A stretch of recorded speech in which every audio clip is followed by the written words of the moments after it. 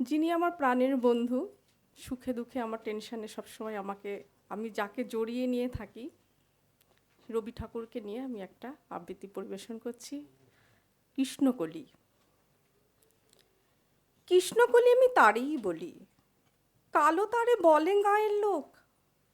মেঘলা দিনে দেখেছিলেম মাঠে, কালো মেয়ের কালো হরিণ চোখ। ঘোমটা মাথায় ছিল না তার মোটে, মুক্ত বেনি পিঠের পরে লোটে। কালো, তা সে যতই কালো হোক, দেখেছি তার কালো হরিণ চোখ।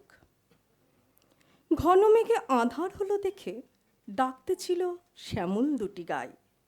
শ্যামা মেয়ের ব্যস্ত ব্যাকুল পদে কুটির হতে ত্রস্ত এলো তাই। আকাশ পানে হানি যুগল ভুরু, শুনলে পারে মেঘের গুরু গুরু। কালো, তা সে যতই কালো হোক, দেখেছি তার কালো হরিণ চোখ। পূবে বাতাস এলো হঠাৎ ধেয়ে, ধানের খেতে খেলিয়ে গেল ঢেউ। আলের ধারে দাঁড়িয়েছিলেম একা, মাঠের মাঝে আর ছিল না কেউ।